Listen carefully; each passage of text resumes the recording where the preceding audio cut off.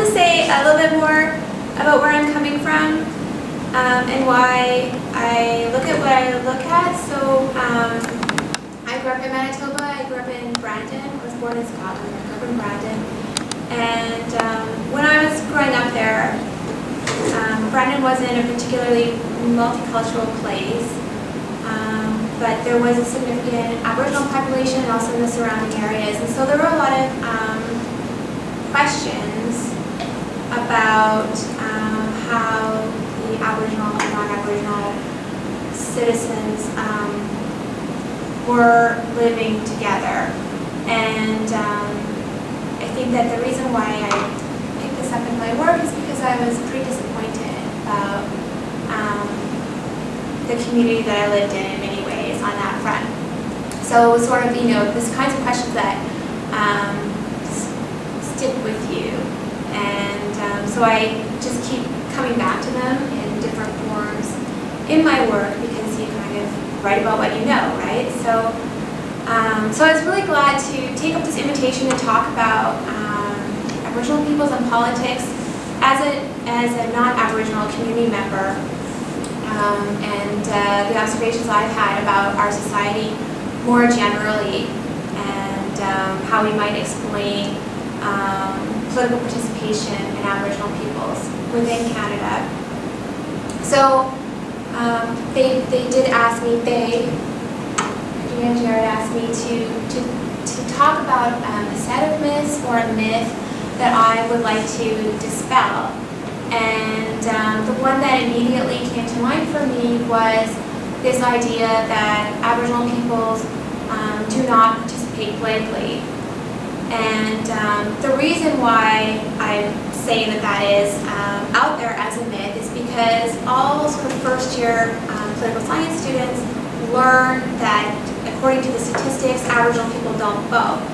And generally there's this perception that voting is how you express yourself politically. So there's this kind of perception that I hopefully sometimes can dispel in my class, that because Aboriginal people don't vote in provincial or federal Canadian elections, that they're not politically active. And I'm sure everybody here knows that that's not necessarily the case. But this was sort of my jumping off point for today. So there are a number of assumptions that we usually make, both in society in general and within the political science discipline about Aboriginal peoples and politics in Canada. And these assumptions that we make are usually based on fairly limited information, as well as the dominance of certain framings of Aboriginal peoples in the media and popular discourse. And as I said, one of the most common assumptions that we have is that Aboriginal peoples do not participate politically. And this assumption is generally based on exposure to limited data on voter turnout in elections for provincial and federal governments of Canada.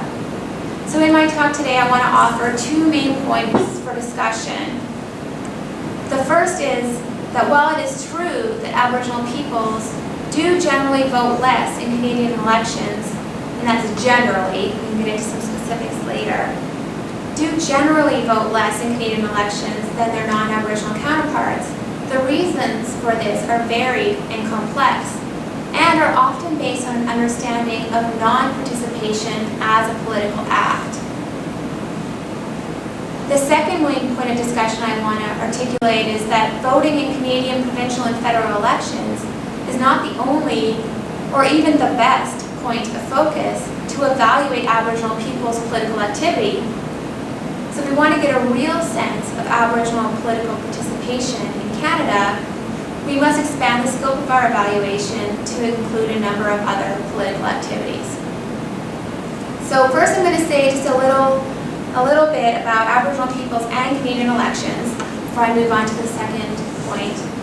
So, do Aboriginal peoples participate in Canadian elections? Why or why not?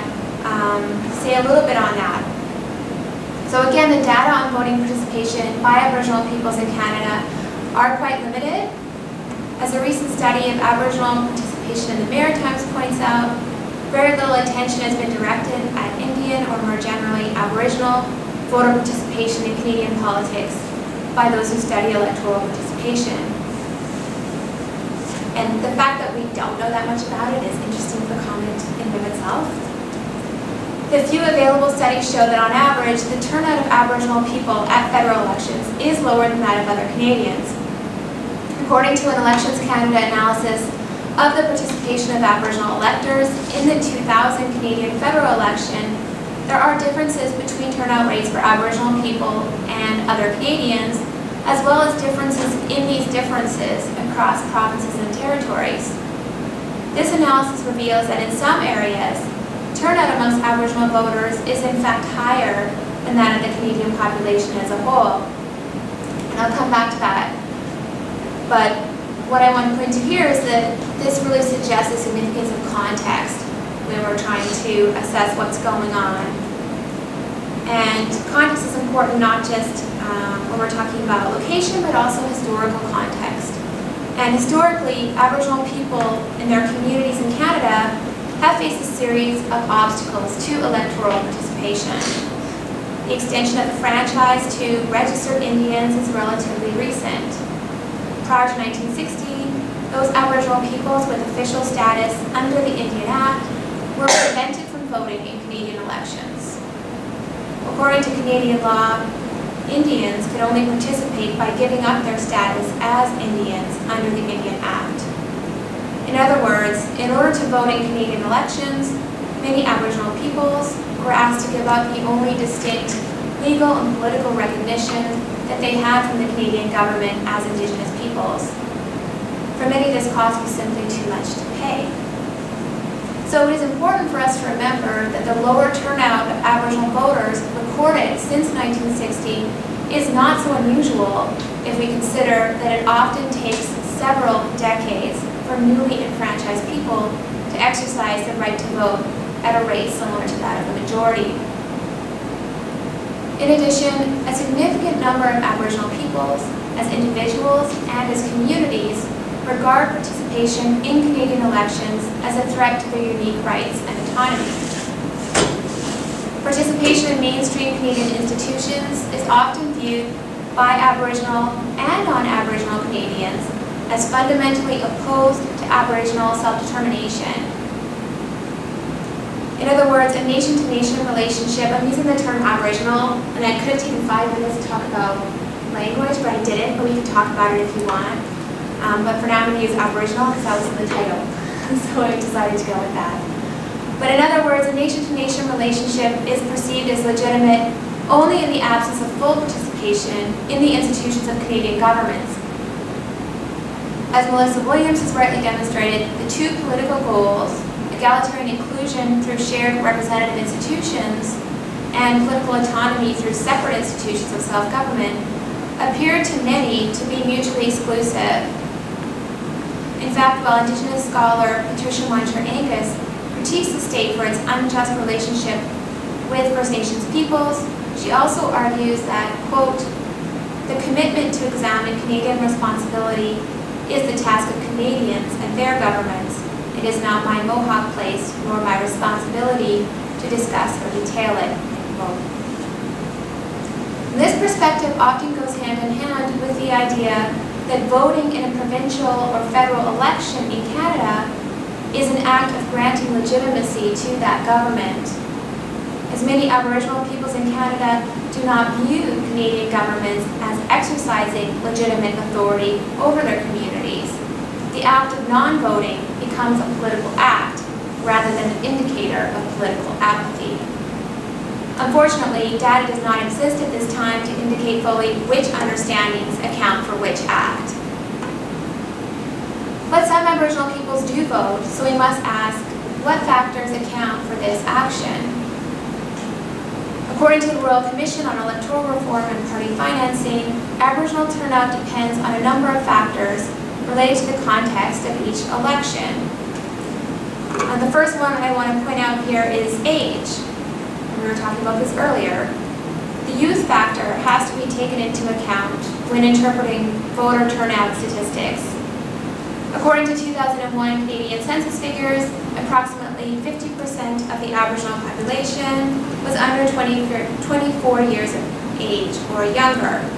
and that's compared to 31% in the general Canadian population. So this age structure tends to have a strong negative impact on Aboriginal participation, as it is well known that youth vote at a rate significantly lower than older groups. Right?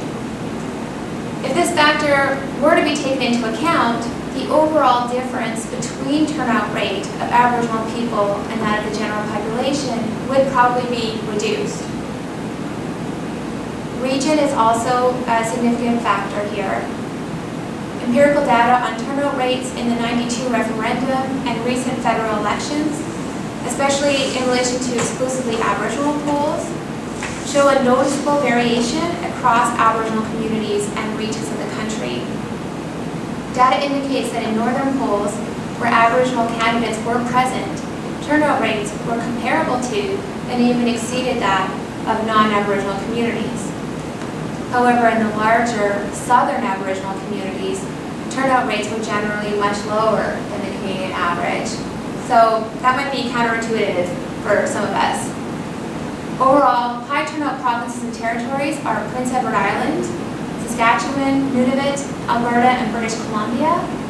Medium turnout provinces and territories are the Northwest Territories, Ontario, Newfoundland, New Brunswick, and Nova Scotia. Low turnout provinces, Manitoba, and Quebec. So although comparable data are not available, there is some evidence to suggest that turnout is lower in the various urban centers with significant proportions of Aboriginal peoples. This is an important factor to consider, given that current estimates are that about half the Aboriginal population does not reside on reserve. A 2001 survey suggests that Aboriginal peoples living in urban areas were 3 times less likely to have said they voted in the 2000 federal election than those living on reserves. And again, that's sometimes counterintuitive to what we think is happening. Other factors, briefly, are the issues that are present and prominent in a campaign and the elections. So the presence or absence of debate about issues that are relevant to Aboriginal peoples is a factor. The number of Aboriginal candidates is a factor. And also issues of registration. Under-registration of Aboriginal electors may mean that available turnout rates are somewhat higher than they would be if the coverage were more complete. So I'm going to turn to the second discussion point now. And that is to highlight the fact that Aboriginal peoples often choose to participate in politics outside of Canadian provincial and federal elections. As we know, a high number of political organizations exist based on Aboriginal membership, including band councils, tribal councils, Assembly of First Nations, which I've been told is now considering a popular vote instead of just a chief vote. The Assembly of Manitoba Chiefs, the Manitoba Métis Federation, the Network of Friendship Centers. That's just a very, very short list of some that we're probably most familiar with that we can think of. And political participation can be expressed through membership or office in these various organizations that have grown so significantly in the last few decades. I'm not going to spend too much time about these organizations or how they've developed, because I don't want to get the angry look.